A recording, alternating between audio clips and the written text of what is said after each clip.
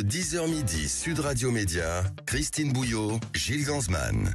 Bonjour à tous, bonjour à tous, bonjour Gilles. On est déjà vendredi. Et oui, ça passe vite. Oui. Et vous savez quoi, chez TF1, le bonheur est dans le streaming gratuit. La première chaîne d'Europe a présenté hier ses résultats. Une année 2024 record, chiffre d'affaires, résultats nets en hausse. Dans le paysage audiovisuel, c'est assez rare pour le souligner. Et ça, son lot en grande partie à sa plateforme de streaming gratuit TF1+, lancée il y a juste un an. Et c'est une femme qui est à la tête de cette pépite, qui est notre invitée ce matin, Claire Basini. Bonjour. Bonjour, merci de me recevoir. Alors, ces résultats publiés hier, vous avez fait les petits fours champagne, non, Non, mais c'est impressionnant ces chiffres de résultats du groupe. C'est vrai qu'en un an, TF1+ s'est installé comme le leader du streaming gratuit. On a eu 9 Français sur 10 qui sont venus streamer sur la plateforme. C'est énorme. C'est énorme. En fait, chaque mois, on a un Français sur 2 qui vient sur TF1+, qui est une proposition qui est vraiment tout à fait unique, puisqu'en fait, on a 30 000 heures de contenu, des films, des séries, des divertissements, des dessins animés entièrement gratuits. Une expérience qui est premium, comme le sont les plateformes SVOD, donc avec de la recommandation, c'est fluide, c'est immersif. Et la grande nouveauté, c'est que c'est accessible entièrement gratuitement. Et oui, alors pour nos auditeurs, TF1+, ça se trouve lorsque vous allez sur vos box, vous avez TF1+ sur vos box, mais également sur votre téléphone, vous pouvez télécharger l'application et c'est voilà, on peut dire que vous suivez oui. surtout à travers ces applications. Et pour nos auditeurs, il faut savoir que c'est ce qu'on appelle il y a le online qui est la chaîne premium TF1 et puis à côté vous pouvez retrouver tous les programmes de TF1+, même parfois en avance sur la chaîne. Qu'est-ce qui est devenu important au sein du groupe TF1 ? TF1+, ou le linéaire a encore une force au sein du groupe ? Alors l'idée, c'est vraiment, on est un groupe média. On a des chaînes linéaires et on a une plateforme de streaming. Et pour nous, on est en conquête et à l'offensive sur les deux, à la fois pour développer les audiences et le chiffre d'affaires publicitaire. Et je pense que c'est ça qui est remarquable dans les résultats de l'année 2024. C'était vraiment notre objectif et on l'a réalisé, et le tout dans un contexte très particulier pour TF1, puisque il y avait quand même la très forte concurrence des JO, exactement, et un contexte publicitaire de fin d'année qui était compliqué. Et en fait, la chaîne TF1 a même réussi à progresser sur une audience 4+, sur l'année 2024 et est leader sur toutes les cibles. Donc nous, on se vit vraiment comme un écosystème où les deux se nourrissent. On partage une même ligne de programme sur laquelle on investit à peu près 1 milliard d'euros avec l'objectif de rassembler les Français, que ce soit sur les chaînes ou sur notre plateforme de streaming. Ça veut dire aussi que les concurrents qui sont vos concurrents, qui ont des plateformes aussi de streaming mais payants, vont devoir s'aligner. C'est bon pour le consommateur ? Voyez ? Aujourd'hui, on voit que les choses bougent très vite sur ce marché, puisque c'est vrai qu'aujourd'hui, on voit qu'il y a un plateau sur les offres par abonnement, c'est-à-dire qu'il y a beaucoup de concurrence. Et en fait, les recrutements deviennent un peu compliqués pour ces acteurs. Et ils ont développé des offres entrée de gamme un peu moins chères, où on paye, mais où il y a aussi de la publicité. Donc, ils sont dans un modèle hybride. Et après, c'est vrai que les chiffres qu'on a avec 33 millions de streamers par mois, 4 millions par jour, c'est... Il y a 33 millions et 4 millions par jour qui vont sur TF1+. Exactement. Bon, on va en parler longuement avec vous, Claire Basini. Je rappelle que vous êtes la directrice générale adjointe B2C du groupe TF1, membre du COMEX de TF1. On va surtout s'intéresser maintenant au zapping. Il s'en est passé des choses encore hier. Sud Radio Média, l'instant zapping. Alors Christine, est-ce que le coup de buzz d'Élise Lucet à l'Assemblée nationale a été payant et efficace ? Les audiences. Les audiences, pas vraiment. Score décevant, 9,2% de part de marché, 1,5 million de téléspectateurs. C'est trop tard. M6 et France 3 Ils ont fermé par ça. Étaient devant, mais en tout cas, aux 4 colonnes, on continue à discuter de ce coup d'éclat d'Élise Lucet. Les députés se sont rencontrés, on en parle encore, et les caméras de TF1 étaient là pour écouter Olivier Faure et les autres députés. Pour ou contre les tests antidrogue ? On va quand même pas, à chaque fois qu'on rentre dans un hémicycle, procéder à un test salivaire. Les parlementaires devraient s'astreindre à un devoir d'exemplarité. On ne peut pas fixer la loi et ne pas se l'appliquer à soi-même. Est-ce qu'il y a pas un tabou autour de la drogue ici à l'Assemblée? Le tabou, ce mot, il est à la mode. Est-ce qu'il y a quelque chose dont on ne veut pas parler? Quelque chose de sous-jacent, comme quoi il y a de la drogue qui circule pendant des soirées, même à l'Assemblée. Collègue. Alors vraiment, après, vous ne croyez pas. On n'a pas été invité à ces Moi, soirées, voilà, on n'a jamais été invité à ces soirées, moi j'ai jamais vu. Ça ne circule pas dans mes couloirs ni dans mes collègues, en tout cas mes plus proches. Pour le reste, j'ai envie de dire, prenons un peu de responsabilité nous-mêmes. On est là pour faire la loi, on est là pour donner l'exemple, prenons les choses à la hauteur. Parlons-en pleinement, mais n'en parlons pas simplement pour faire du buzz ici. Restons dans le domaine de la drogue. Bon, j'ai privilégié les sujets de TF1 vu notre invité. Si on parle souvent des narcotrafiquants dans les médias, c'est rarement concret. Eh bien, ça va l'être avec ce reportage du 20h de TF1 où imaginez, ils ont caché la drogue dans tout le réseau froid d'un camion frigorifique. Ah non, mais ils sont sans limite, les trafiquants. C'est très compliqué d'aller chercher cette drogue. Et alors, ils ont eu une surprise en ouvrant tout cela. Écoutez, c'était dans le 20h de TF1. Cela ressemble à une grille d'aération au fond d'un camion, mais ce n'en est pas une. En fait, tout le bloc que l'on voit là, c'est une porte qui s'ouvre de ce côté. Derrière, les douaniers français découvrent des dizaines de pains de cocaïne entassés les uns sur les autres. Ils croyaient avoir affaire à une petite cargaison, mais il y a là plus de 400 kilos de drogue. Cette cache était particulièrement bien aménagée et très sophistiquée. Donc on a dû utiliser des outils industriels, notamment une meuleuse. Et la tendance actuelle, c'est que ces caches aménagées sont de plus en plus compliquées à démonter et pour trouver finalement la marchandise. Sans limite. Sans limite. Alors, on pourra en parler avec notre invité, Claire Basini. C'est un secteur qui emploie plus de 15 000 personnes, qui pèse plus de 187 milliards dans le monde en 2024. Un chiffre d'affaires en France de 5 milliards. Vous savez de quoi je parle ? Des jeux vidéo. Ah non, mais ça aurait pu être la drogue. Des jeux vidéo, je ne sais pas si vous avez suivi hier, la filière française était en crise avec sa première grève nationale. Principal reproche de la délocalisation comme Ubisoft, qui a ouvert un studio à Barcelone. Et hier, ils manifestaient pour changer évidemment la donne des jeux vidéo en France. On a fait les heures sup, on a rattrapé leurs conneries. Pourquoi ce serait à nous de payer ? Ici devant Ubisoft Bordeaux, c'est la grève générale du jeu vidéo qui rassemble tous les studios, tous les travailleurs et travailleuses du jeu vidéo autour de plusieurs revendications.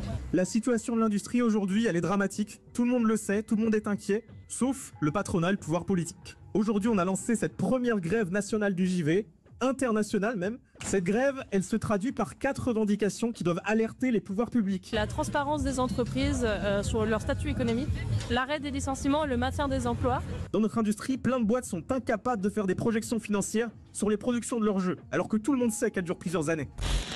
Est-ce qu'un jour on téléchargera des jeux sur TF1+? Oui. Est-ce que vous avez réfléchi à ça? Et est-ce que c'est un domaine auquel vous vous intéressez? Ce qui est sûr, j'ai pas de réponse précise à ce stade, mais ce qui est sûr, c'est que le fait que les télévisions soient aujourd'hui massivement connectées à Internet, c'est 7 Français sur 10 qui ont une télévision connectée à Internet, ça ouvre un champ des possibles qui est incroyable. Donc nous aujourd'hui là, on s'attaque déjà au streaming, puisque en fait, si on prend par exemple la population des 25-49 ans, 40% de l'usage de la consommation vidéo se fait déjà en non linéaire, en streaming, donc à la demande. Donc avec TF1+, l'objectif c'est vraiment d'adresser ce besoin, mais c'est sûr qu'il y a énormément de possibilités. On est en train de basculer globalement du mobile vers l'écran télé. L'écran télé revient en force. C'est vrai qu'on entend beaucoup la télévision est morte, etc. Mais pas du tout. C'est-à-dire que l'écran télé est en train de redevenir l'écran roi. C'est un écran qui est en plus beaucoup plus immersif, beaucoup plus familial pour une écoute conjointe. Il revient sur les jeux vidéo, il revient sur le streaming. Et puis les contenus qui sont faits par les groupes audiovisuels, on voit bien que ce soit aux États-Unis où le top 10 des contenus, il y en a 8 qui viennent de l'audiovisuel, ou en France, les contenus audiovisuels sont les contenus qui sont vraiment les plus plébiscités sur cet écran, que ce soit en linéaire linéaire ou en streaming. Christine Bravo, pourquoi je dis vous pouvez m'appeler et me dire Christine Bravo. Christine, c'est peut-être une pensée pour Valérie indirectement. C'est possible. Ouais. Est-ce que ce soir pour la Saint-Valentin, vous allez les grincher dans votre bonne ville de Toulouse, non? Ça, je ne sais pas. J'attends la surprise. Vu votre jeune âge, mais bien sûr. Vous avez dû je vais dans un thé dansant d'ailleurs. Je suis en train d'y aller. Vous avez dû connaître le joue contre joue, le chic tout chic. Il y avait à mon époque, alors ça fait vieux combattant, il y avait le quart d'heure des slows. Mais évidemment. Ça n'existe plus. Et oui, alors même le jour de la Saint-Valentin, les jeunes trouvent que le slow est ringard. Ah bon? Mais nos aînés continuent à vouloir danser des slows, à se frotter chic tout chic. Reportage dans le 20h de France 2. On dansait le dernier slow. Voilà une danse qui rapproche et un mot qui divise les générations. Le slow, culte pour les anciens, ringard pour les jeunes, il s'efface peu à peu de notre vocabulaire. Au XXe siècle, pourtant, le slow avait marqué les Français. Que je t'aime, les Johnny Hallyday. Alors là, je craquais. Wolfgang Warum. C'était Warum. Warum, une chanson allemande. Angie. Dans ce dancing, on n'a rien oublié de ce mouvement giratoire dans le sens des aiguilles d'une montre qui ne demande pas d'aptitude excessive. Je ne savais pas danser du tout, mais on se lançait comme ça dans les boîtes quand il y a un slow. Et ben on dansait un slow. C'est facile à danser aussi, voilà. Bon, allez, à tous nos amoureux de ce soir, n'hésitez pas à faire un slow avec votre Valentin ou votre Valentine. Exactement. Et on embrasse les Valentins, ceux qui s'appellent Valentin aussi. On oublie aussi qu'il y a des Valentins qui s'appellent. Et non, c'est la fête aujourd'hui. C'est une surprise pour la Saint-Valentin, la sortie ce jour même d'un duo pour les amoureux. Il est interprété par Kenji Girac et Andrea Bocelli. C'est la surprise qu'ont fait les deux chanteurs de sortir un duo pour la Saint-Valentin. Ça s'appelle Je vis pour elle.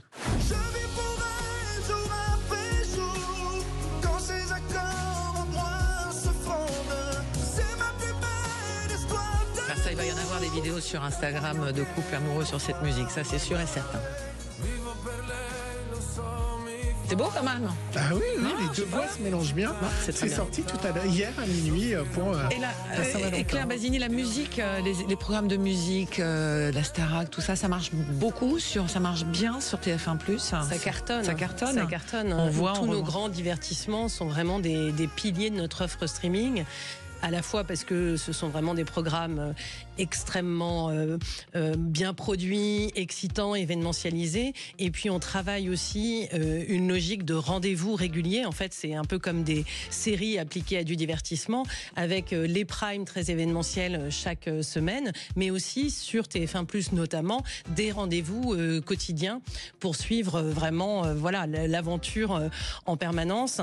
Et donc la Starac, c'est plus de 100 millions de vidéos vues cette année sur TF1+. C'est énorme, c'est 9 millions de streamers qui sont venus pour ce programme. Et puis là, l'aventure continue, puisqu'on suit la tournée. On va en parler après la pub. On suit nos académiciens sur la tournée. Claire Basini, la directrice générale adjointe B2C du groupe TF1, membre du COMEX et patronne finalement de TF1+. On va résumer ça comme ça. Et notre invité ce matin sur Sud Radio dans l'émission Média, on se retrouve juste après ça, tout de suite. Le 10h midi, Sud Radio Média, Christine Bouillot, Gilles Ganzmann. Sud Radio Média, l'invité du jour. Alors avec Gilles Ganzmann, nous recevons Claire Basini, la patronne de TF1+, cette plateforme en streaming gratuit du groupe TF1, lancée il y a juste un an. Les résultats sont donc tombés, on en parlait en début d'émission, les résultats annuels du groupe TF1 et le streaming a excessivement bien marché. Enfin, c'est une réussite sur toute la ligne. Est-ce que ces résultats, finalement, dépassent vos espérances ? Alors, on est très content de ces résultats. C'est vrai on s'était donné des objectifs ambitieux et on les a un peu dépassés. Et donc, pour donner quelques chiffres, aujourd'hui, sur l'ensemble des éléments, il y a une très très bonne dynamique. TF1+ s'est très rapidement installé en notoriété, puisqu'on a à peu près 80% de notoriété de la marque et de la plateforme. On est aussi très largement distribué et très visible sur tous les écrans. On parlait tout à l'heure des écrans télé. On a près de 60% des foyers français qui ont l'app TF1+, sur l'écran d'accueil de leur télé. Et ça, c'est très important puisque nous, on a vocation, que ce soit avec nos chaînes ou nos plateformes, à être accessibles immédiatement de manière hyper simple.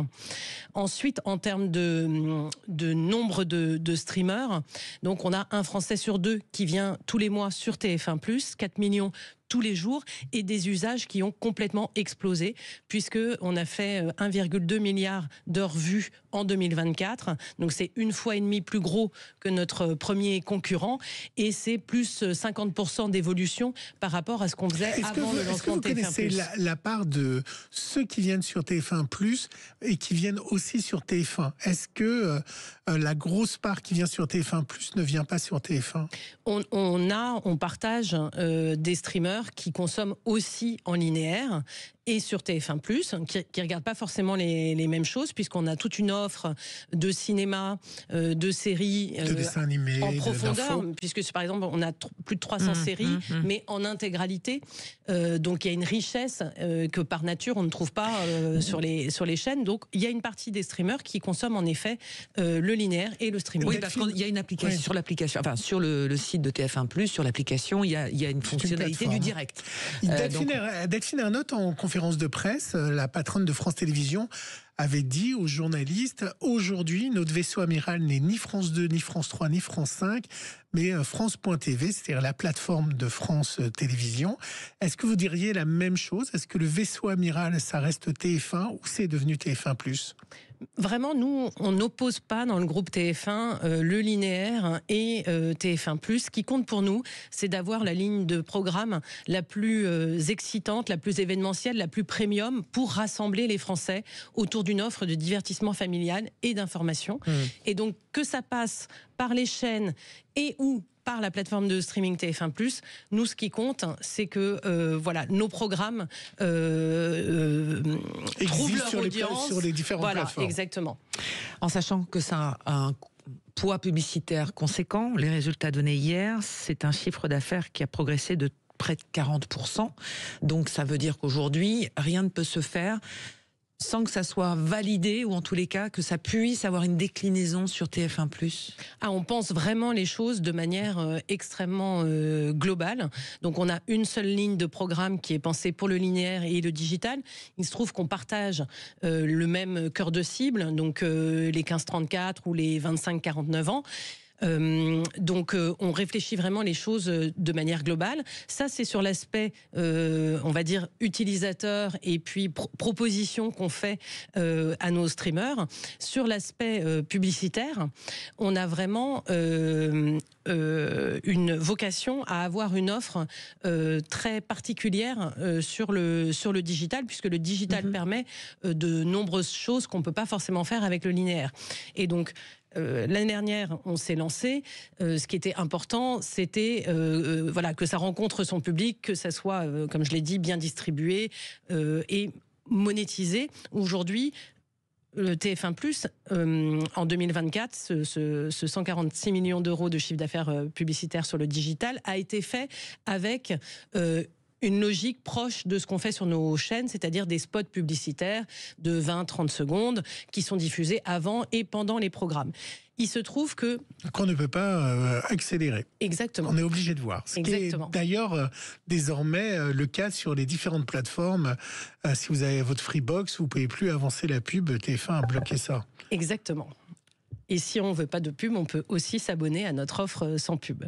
Oui. Et donc sur le digital, là en 2025, un de nos grands axes de développement, c'est d'avoir un positionnement publicitaire qui est d'être le meilleur partenaire pour le marketing digital des marques. En fait, une marque, quand elle investit en digital, elle veut suivre l'ensemble de son funnel de conversion. Donc c'est créer de la notoriété pour son produit ou son service, commencer à engager un peu plus une relation avec ses utilisateurs autour des valeurs de sa marque, de son produit, de son service, et à la fin, réussir à faire acheter son produit.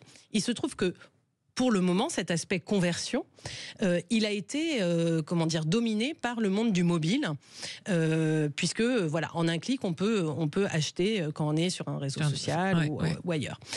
Nous, ce qu'on veut faire, c'est vraiment faire un peu le meilleur des deux mondes entre un écrin pour les annonceurs, comme le sont les chaînes linéaires, avec un reach très puissant, donc un nombre d'utilisateurs très puissant, le fait que ça se passe sur l'écran de la télévision, puisque 70% de notre usage se fait sur l'écran de la télévision. Donc ça construit de la notoriété très rapidement, très puissamment et de manière très qualitative pour une marque, mais aussi demain de pouvoir proposer d'acheter ou de prendre rendez-vous pour essayer une voiture, par exemple, en regardant un spot directement, exactement. Une interaction directe. On appuie quoi sur sa télécommande? Exactement, en un clic sur sa.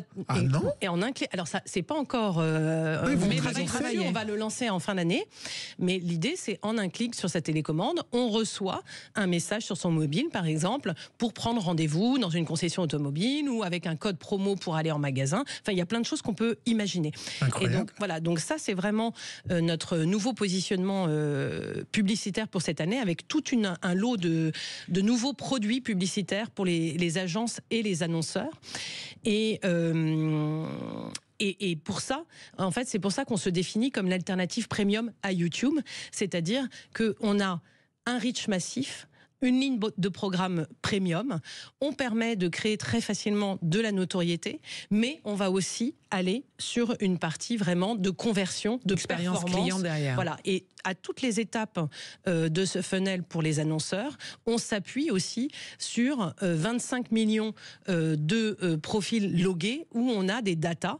Et donc, on peut avoir un ciblage extrêmement précis en fonction de leurs objectifs. Pour résumer ou schématiser pour nos auditeurs et auditrices, c'est-à-dire que si c'est une ménagère de moins de 50 ans qui est habituée à tel ou tel programme, ça, la data va pouvoir le déterminer, et en fonction, elle aura de la publicité que n'aura pas peut-être son mari, qui regardera Automoto, enfin qui regardera des magazines de moto ou de voitures. C'est exactement ou de ça, mais c'est même la possibilité d'aller plus loin, puisque aujourd'hui, en plus de nos 25 millions de profils où on a des datas qualifiées, on a des partenariats avec des acteurs du retail, donc par exemple Carrefour, pour pouvoir dire à un annonceur, par exemple un annonceur agroalimentaire qui voudrait savoir qui sont les personnes qui achètent des produits pour animaux, par exemple, domestiques, on est capable d'aller cibler cette audience sur TF1+. Alors c'est impressionnant. Oui. Je voulais faire un peu le bilan. C'est évidemment, vous êtes arrivé il y a un an. Qu'est-ce que vous avez demandé, Rodolphe Belmer, quand il a fait appel à vous pour prendre en main tout ce chantier? L'idée, c'était vraiment... Sachant que lui, il avait l'expérience de Canal+, qui était assez en avance sur ces domaines-là. De Canal+, et puis de Netflix aussi, puisqu'il était au bord de Netflix. L'enjeu, c'était vraiment d'épouser l'accélération digitale qu'on voit massivement sur le marché, qui se traduit par la connexion des télévisions, une explosion des usages, et puis un marché de la publicité vidéo digitale qui est extrêmement dynamique, très porteur, qui pèse aujourd'hui déjà 3 milliards. Là, en 2024, on vient d'avoir les chiffres, un peu plus de 3 milliards d'euros. Donc, ça va bientôt être l'équivalent du marché de la publicité des chaînes linéaires. Ça veut dire que vous êtes en train de me dire que TF1+, dans les années à venir, fera autant de chiffres d'affaires que le linéaire? Alors, j'ai pas dit ça, parce que là, il y a encore... Aujourd'hui, on est dans une très bonne dynamique, mais le chiffre d'affaires du digital est quand même beaucoup plus... n'est pas dans les mêmes proportions que celui qu'on fait sur nos chaînes, qui est au-delà du milliard et demi. Mais la dynamique est très forte, et donc l'idée, c'est vraiment de s'installer dans les usages et de développer une offre publicitaire la plus pertinente possible pour nos annonceurs, pour accompagner tout ça. Alors, on comprend bien que l'avenir, c'est effectivement les plateformes, le digital, la télé augmentée ou du moins connectée. Est-ce que vos principaux concurrents aujourd'hui sur les chaînes digitales, enfin en tous les cas sur le stream, c'est les plateformes comme YouTube plus que les autres? Notre principal concurrent, c'est vraiment YouTube, en effet. Pourquoi ? Parce que c'est une offre qui est gratuite comme nous. et donc qui a un reach très important, qui touche beaucoup de gens chaque mois, chaque jour, et donc qui est un concurrent à la fois sur les usages, mais aussi sur l'aspect de la monétisation publicitaire. Oui, donc c'est notre principal concurrent. Les plateformes par abonnement, on en parlait tout à l'heure, ont également depuis quelques mois des offres à la fois payantes mais financées aussi par la publicité. Mais par nature, ce sont des inventaires qui sont limités par rapport à nous. Et donc ce ne sont pas vraiment des concurrents sur l'aspect du digital. Après, Christine, on peut poser un coup de gueule parce que le cœur de YouTube le fait en utilisant des extraits d'émissions, en utilisant beaucoup la télévision, soit en réagissant aux éliminations de Danse avec les stars ou d'autres programmes sur d'autres chaînes. Il passe d'extraits de joueurs. Il y a des bêtisiers sur la télé-réalité de W9 et d'M6. Et tout ça, les histoires de droits et d'utilisation de ces choses qui ont été financées par les chaînes de télévision qu'ils ont achetées à des boîtes de prod, YouTube paye rien.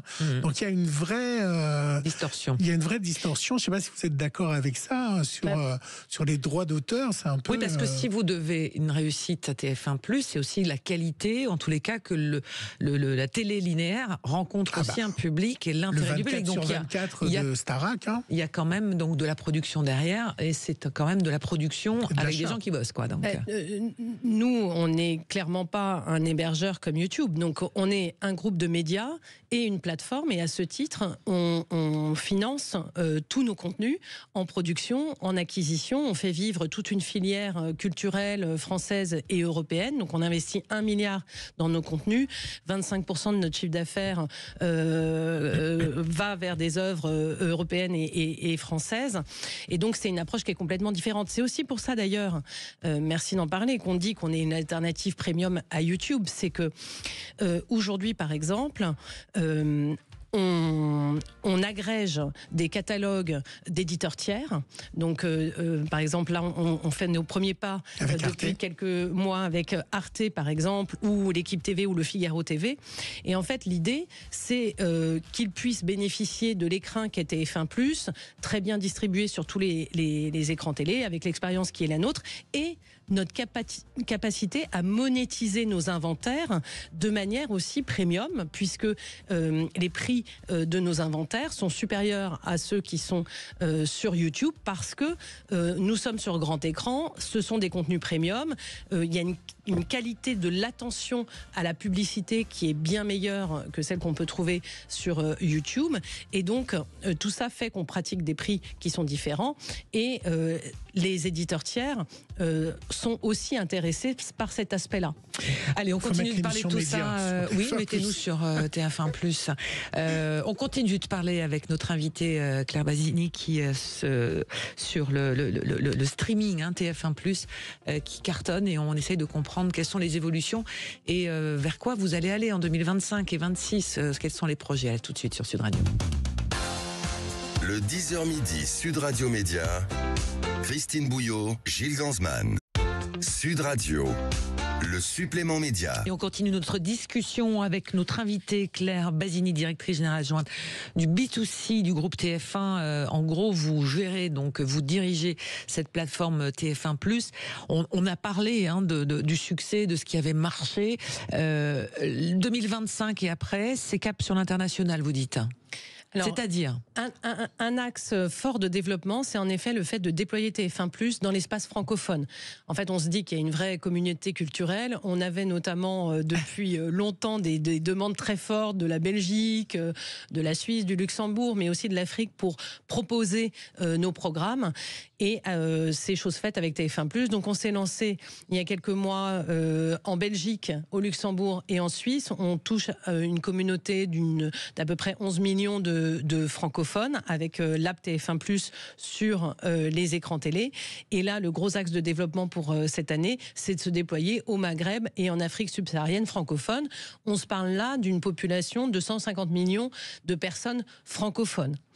Et puis après, plus largement, c'est vrai qu'aujourd'hui, j'en parlais tout à l'heure, les télévisions connectées ouvrent un champ des possibles qui est incroyable, et on va pouvoir toucher dans le monde entier les gens qui parlent le français bientôt. Donc ça, c'est pas sur la feuille de route 2025, mais c'est quelque chose auquel vous réfléchissez qu'on aimerait beaucoup faire. Quelle est la part entre le cinéma et les films et les programmes de TF1 qui sont regardés sur la plateforme? Est-ce qu'on vient regarder du cinéma chez vous?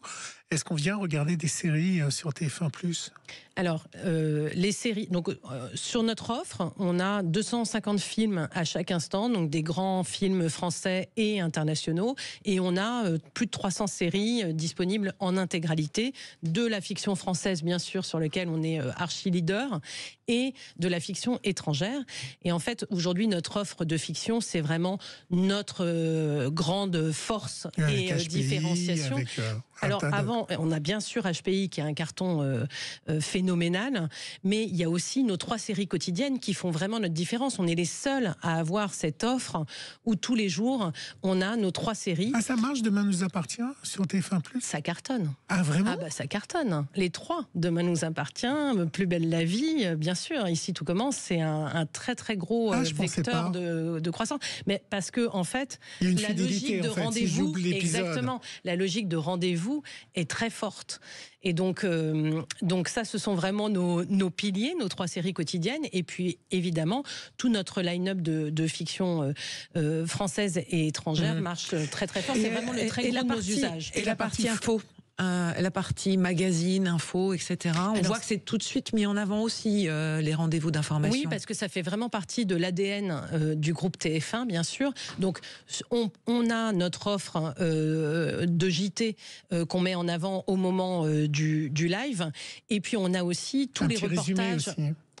Oui, alors on a une offre spécifique qui s'appelle Top Info, qui est un format qu'on travaille avec la rédaction de TF1 pour avoir un format qui soit très adapté au digital. Donc c'est 5-6 minutes, 3 à 4 sujets tous les jours qui sont traités dans ce format-là et qu'on met très en avant et qui rencontre vraiment son public. Et puis par ailleurs, on a toute notre offre de grands reportages, de documentaires, d'actualité qui est très conséquente et sur laquelle on met aussi le poids du corps. Vous diffusez alors donc la Starac c'est resté en linéaire et désormais ils suivent la suite de la Starac. Oui, ce qui se passe dans les coulisses. Ce qui se passe dans les coulisses et dans la préparation de la tournée. Beaucoup de gens reprochent que ça soit payant en disant que c'est un programme pour jeunes. C'est dommage que TF1+ fasse payer. Les jeunes n'ont pas forcément autant d'argent que papa, maman. C'est une vraie. C'est pour que ça. En gros, est-ce que vous allez l'ouvrir gratuitement? Alors, c'est pas payant. Ah bon? Non. En fait, pour ceux qui ont l'offre premium d'abonnement, ils ont ce format en avant-première. Donc, il est disponible gratuitement. Une journée avant ceux qui ont accès gratuitement au contenu, mais tout est accessible gratuitement sur TF1+. En fait, l'offre qu'on a par abonnement, c'est pour une toute petite partie de nos streamers qui ne veulent pas de publicité. Et il se trouve que sur certains contenus, on a une logique d'avant-première. Mais tout est accessible gratuitement, en parallèle. Est-ce que quand on fabrique désormais un programme, on pense forcément plateforme digitale dans la façon de concevoir, le séquençage, le rythme de l'émission? Oui, complètement.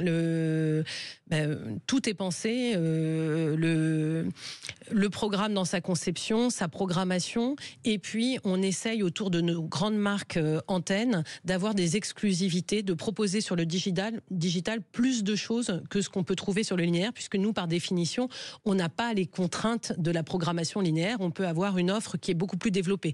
Donc, on parlait de la Starac. Sur la plateforme TF1+, on a évidemment le Prime hebdomadaire, on a la quotidienne de la Starac, tout ça gratuitement. On a l'interview du sortant, on a eu, parce que c'est terminé, avec Alix Grousset en exclusivité. Le flux on a la chaîne live de la Starac, donc pour les suivre toute la journée. Alors là, qui était accessible moyennant l'abonnement. Et puis, on a toute une logique d'interactivité pour envoyer des messages aux candidats, des sondages, qui est vraiment propre à TF1+. Et là, en ce moment, d'ailleurs, c'est ce soir, il y a Danse avec les stars. Et là aussi, vous avez des opérations spéciales avec cette marque. Oui. Il y a cherché une danseuse, c'est ça? Exactement, ouais. Qu'on peut trouver sur Danse avec les stars. Hein. D'accord, très bien. Moi, je voulais parler de sport, le rugby. Oh non. Ah si, Non, Sud Radio, la radio du rugby, mais en même temps TF1 également très engagé avec le rugby. Est-ce que l'offre sport fonctionne? Est-ce que c'est adapté? Puisque, en général, on aime regarder l'instant T, vivre l'émotion. Mais visiblement, il y a des clients pour revoir en replay, par exemple. Alors, autour des grands événements sportifs qui nous sont chers, à la fois sur les antennes et sur le digital, évidemment que la consommation live est au cœur du réacteur. Et il se trouve que sur TF1+, on a aussi le live qui est disponible. Et par ailleurs, on a développé une fonctionnalité qui s'appelle Top Chrono, qui permet à la fin d'une compétition, en temps réel, de créer un résumé sur mesure de la compétition. Donc, l'idée, c'est de pouvoir que l'utilisateur puisse choisir la durée de ce résumé. Aujourd'hui, on n'a pas complètement encore réussi à faire ça, donc on propose 5, 10 ou 15 minutes. Donc, si vous avez raté le match de rugby de la Coupe du Monde, juste après, vous pouvez créer ce résumé sur TF1+. Et ça marche très très fort. Mais dites-moi, c'est infini en fait les possibilités. C'est ça qui est génial, c'est que en fait, on peut vraiment, à partir d'une ligne de programme, enrichir tout ça avec des fonctionnalités qui permettent de s'adapter à chacun en fonction des besoins. Aujourd'hui, c'est la Saint-Valentin. Vous avez également un autre système qui s'appelle TF1+ Synchro. C'est quoi pour nos auditeurs? Alors Synchro, c'est un moteur de recommandation qui est pensé pour un groupe. Et ça, c'est une innovation mondiale, puisque en fait, quand on a lancé TF1+, on s'est dit quels sont aujourd'hui les besoins qui sont pas bien couverts ou pas couverts et qu'on peut adresser. Et on s'est rendu compte que le sujet du temps passé pour trouver le bon contenu, c'était un énorme point de tout à l'heure, vous avez des négatif, y compris sur les plateformes payantes, puisque en moyenne, les gens passent 30 minutes à trouver le bon contenu et cette durée est particulièrement longue quand on est plusieurs. Et il se trouve que nous, chez TF1, on est vraiment dans une logique d'écoute conjointe puisque nos programmes sont pensés pour être regardés à plusieurs, en famille, avec des amis. Et donc, on s'est dit, c'est hyper important qu'on travaille là-dessus. Et donc, on a travaillé pendant plusieurs mois avec une 50aine d'ingénieurs, de spécialistes data et d'intelligence artificielle pour mettre au point ce moteur de recommandation qui vraiment, en 2 clics, vous dites qui est devant l'écran, va vous pousser des recommandations qui sont adaptées à ce groupe de personnes. Et puis évidemment, plus on l'utilise, plus c'est personnalisé. Et donc là, on le met en lumière avec la Saint-Valentin, où en fait, on dit, en fonction de qui est votre plus saint, on va vous proposer les bons contenus à regarder en duo. Ouais. Et ben voilà. On aurait pu continuer encore comme ça parce qu'il y a tellement de choses à raconter. En tous les cas, on était ravis de vous avoir. Merci beaucoup pour les 2 ans et bravo, félicitations TF1+. Merci beaucoup Claire Basini. Merci à vous. Et si vous avez donc la télé connectée à la maison, effectivement, on peut s'abonner et c'est assez facile, on peut tout revoir. Je voulais vous remercier Christine pour cette semaine qu'on a passée ensemble. Comme d'habitude, la route du kiff. Vous êtes ma Valentine de la semaine. Oh, c'est adorable. Merci. Voilà, merci en tout cas. Lundi, ça sera Patrick Roger, exactement, et Valérie revient mardi. Exactement. On va vous quitter, Claire. On va vous laisser. On parlera football lundi. On parlera football. Vous n'êtes pas très loin des locaux, donc on va vous laisser retourner à TF1. Merci et dans beaucoup. un instant, on va débattre, on va tenter de se mettre d'accord sur tous les sujets d'actualité jusqu'à midi. À tout de suite. Sud Radio, votre attention est notre plus belle récompense.